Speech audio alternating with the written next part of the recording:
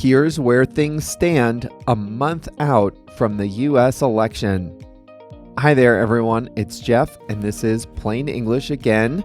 This is where you get to improve your second language skills by listening to stories about current events and trending topics. I've tried not to do too much of this, but today we are going to check in on the American election. We are 29 days now from Election Day, so we'll check in on the state of the race. This month's theme is going to be the election, but not the daily ups and downs of the race. On Thursday, we'll talk about the vice presidency. Later this month, we'll talk about how the votes are counted and tallied and how a winner is determined. It's very complicated. And then as we get to the end of this month, we'll talk about what election day is like. What happens on that day? That'll be good. So that's going to be our election theme for the month of October. But today, we'll check in on the state of the race with 1 month to go. We have an expression today, as always. That expression is hand in hand. The transcript and all the resources that go along with today's episode are at plainenglish.com/716. Before we start today's story, I'd just like to remind you that the podcast is just one part of how we can help you upgrade your English skills. At plainenglish.com, you can make faster progress with active learning strategies. You can take quizzes, do activities, listen to the fast version of the audio, watch video workshops, practice what you learn, and even join a live call with JR and me. It's all about helping you build your skills to become a better, more confident English speaker. Sound good? Go to plainenglish.com to start your free 14-day trial today. Now, let's jump into today's story.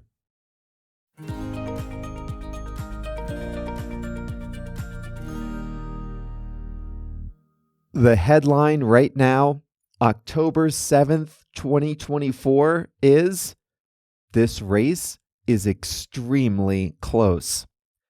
The U.S. is the only presidential democracy where the winner of the most votes is not necessarily the winner of the election.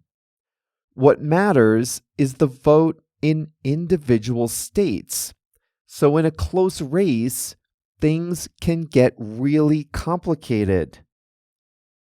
Even this close to the finish line, it's not clear who is going to win. At this point, the information about the state races suggests that this is going to be very, very close. Polls and forecasts give Vice President Kamala Harris and former President Donald Trump each about a 50% chance of winning. Some do give Harris a slight edge, but her advantage, if she truly has one, is very narrow. So with just under a month left, let's check in on the candidates. For better or for worse, people know Donald Trump, and they've made up their minds. His support is relatively stable. It's not going to swing much higher or dip much lower. At this point, he can't do anything, good or bad, to change many people's minds about him. The question for Trump is, how many people on the fence will decide to break for him? At the candidates' debate in September, Trump lost his temper and shouted absurdities. He said immigrants are eating the pet dogs and cats in a town in Ohio. This would have been devastating for any candidate other than Trump. But the craziness is baked into his support. People who support Trump have heard all this and worse before. This is Trump, and people know what they're getting. Trump has a very strong bond with his true supporters. There are also people who don't necessarily like him, but who have good memories of the time he was president. They might not like his style, but they did like the economy when he was in office. They also remember there was less foreign conflict in the world during that time. Now, some of these people may wait until the last minute to decide who they'll vote for, or if they'll vote at all. The job for Trump now is this: don't repel any large swaths of voters with offensive statements in the last weeks of the race. He should motivate and inspire the people who are already in his camp. A lot of people intend to hold their nose and vote for him. He shouldn't give them any reason to change their minds now.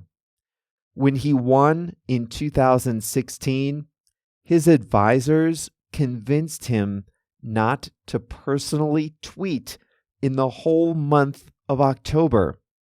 That was good advice.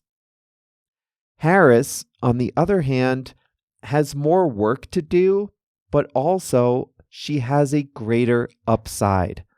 People are still forming their opinions of her, and likely will continue to do so up until Election Day.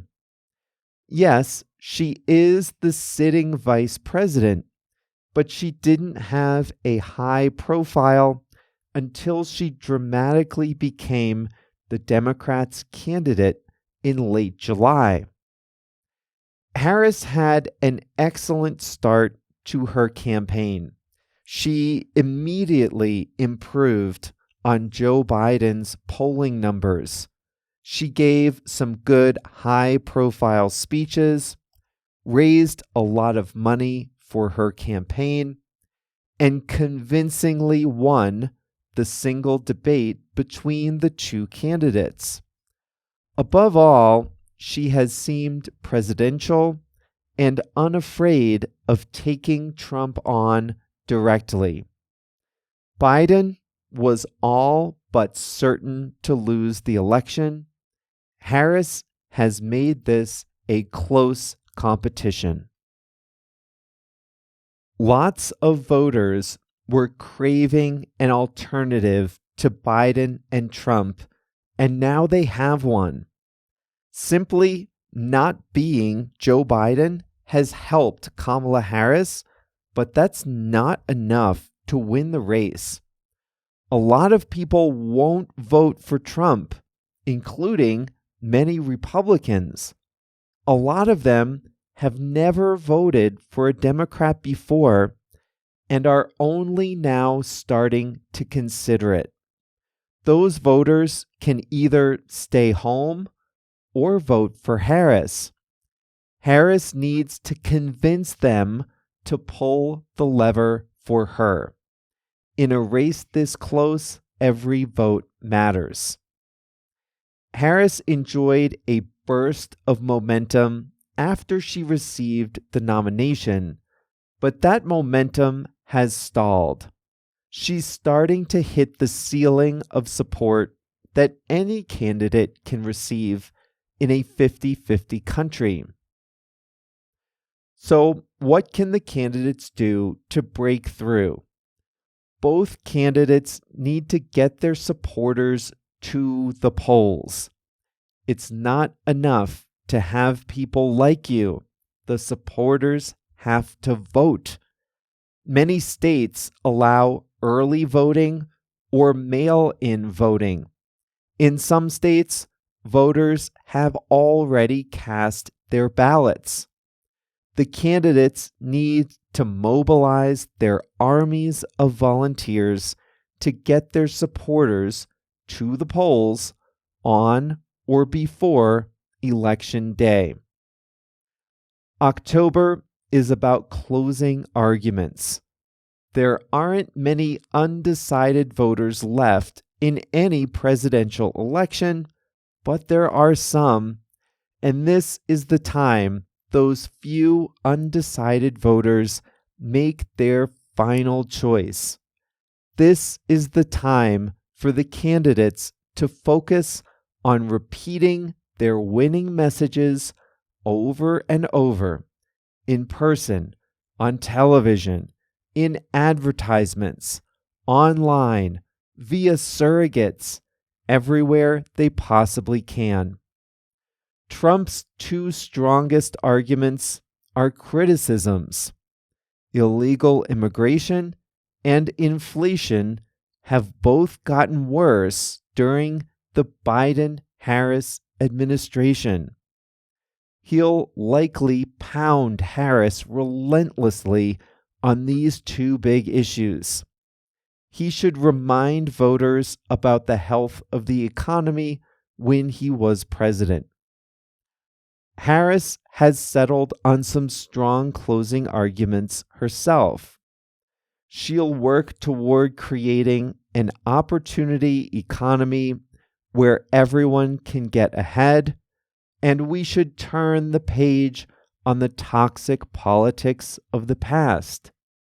She should reiterate her support of abortion rights, an issue where she's much closer to the mainstream opinion than Trump is.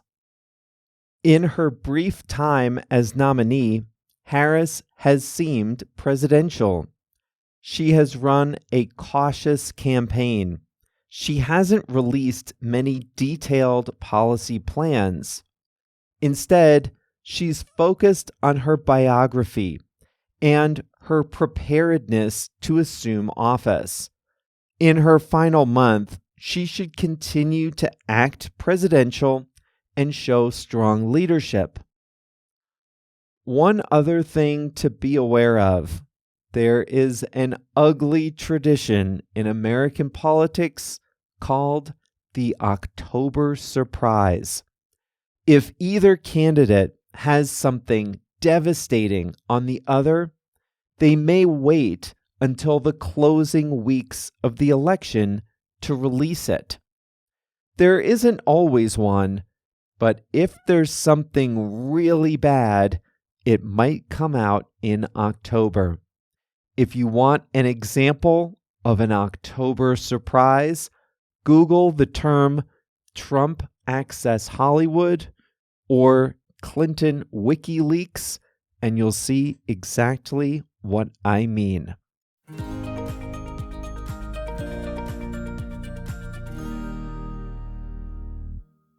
November 5th is Election Day. I'm going to prepare you now. If this turns out to be as close as it now seems, then it might be a few days or longer before a winner can be determined. In the year 2000, one final state tipped the balance of the election, and that wasn't officially certified until December 12th, more than a month after the election. A total of 537 votes separated the winner from the loser. This year might be just as dramatic, so hold on to your hats.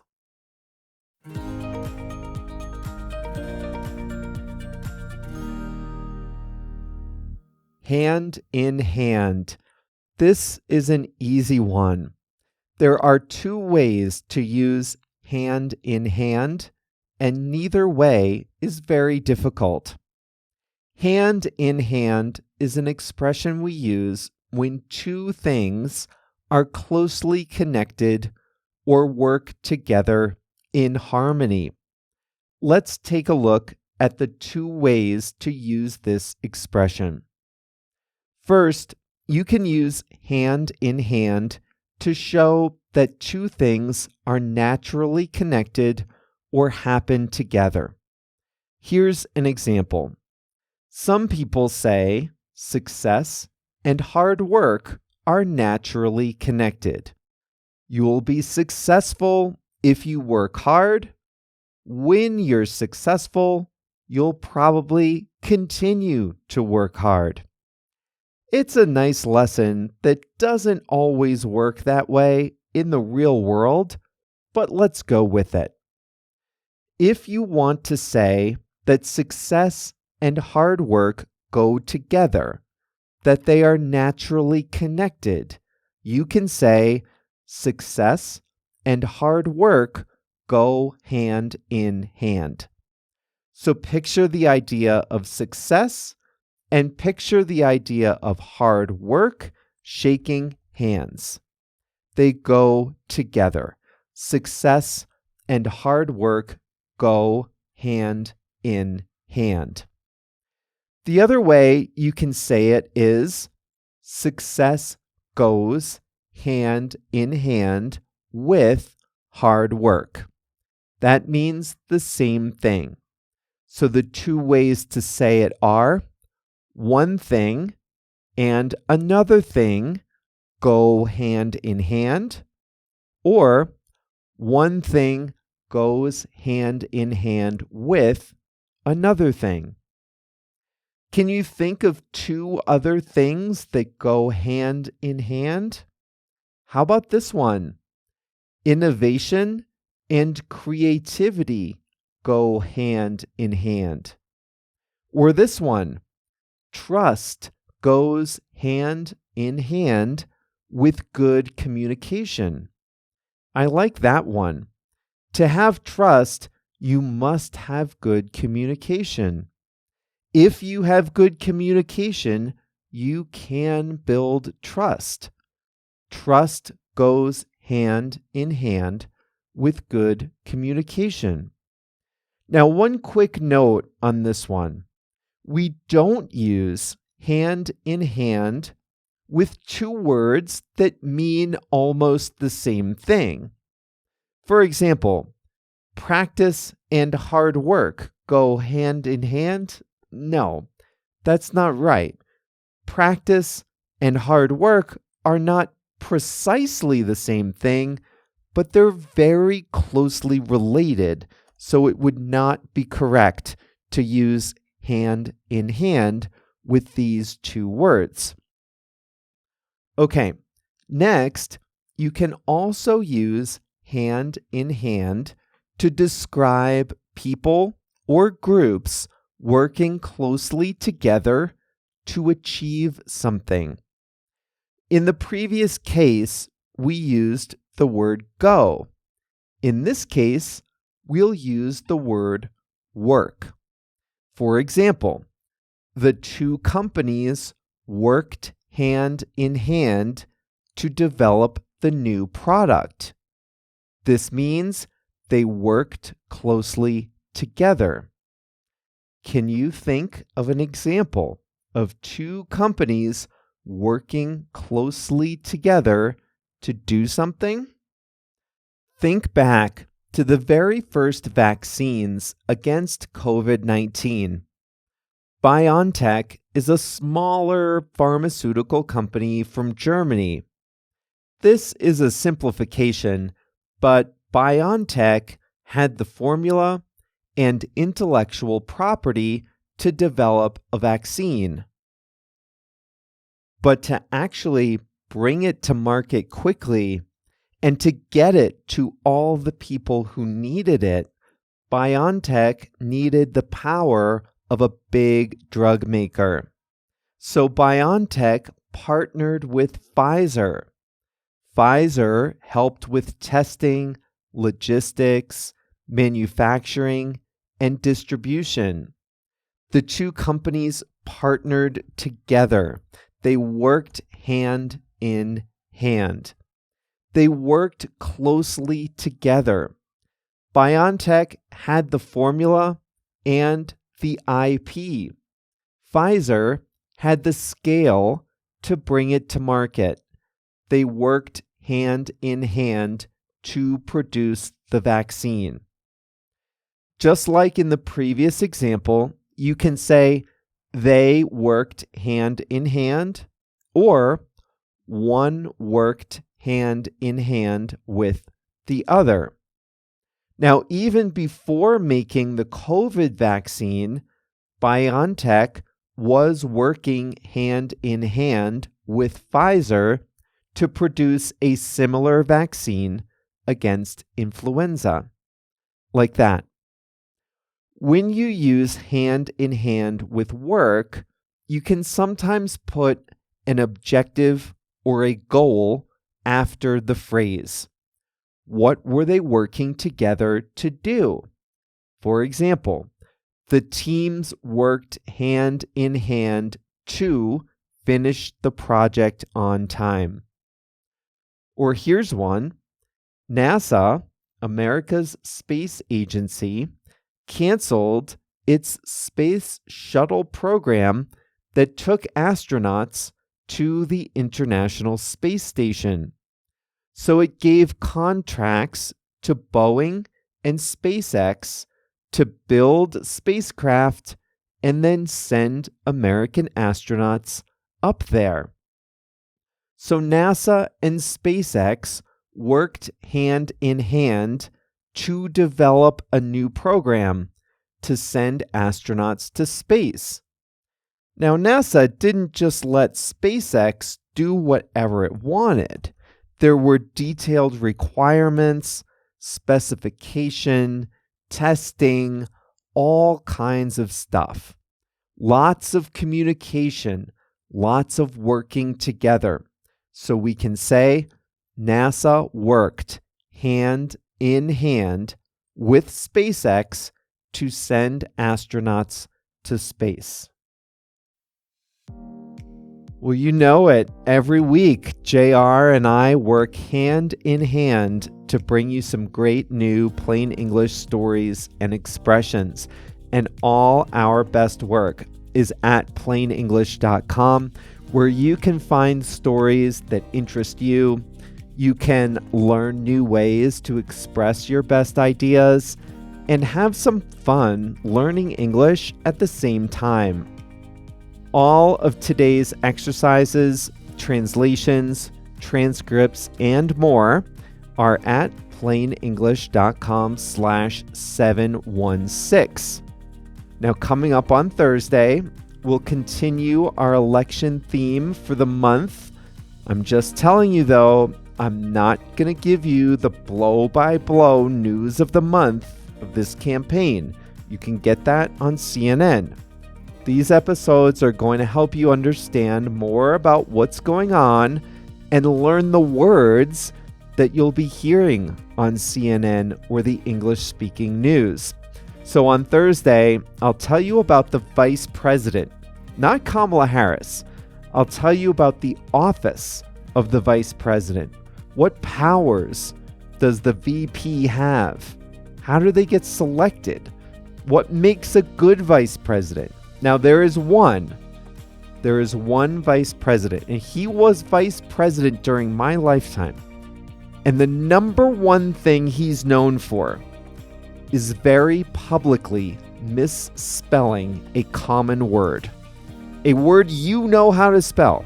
I'm serious. So listen on Thursday, and you'll learn who is this vice president and what English word did he very, very embarrassingly spell wrong.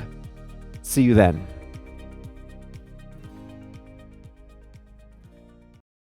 I hope you enjoyed today's episode. The version you listened to goes a little slower than native speed to help you understand better.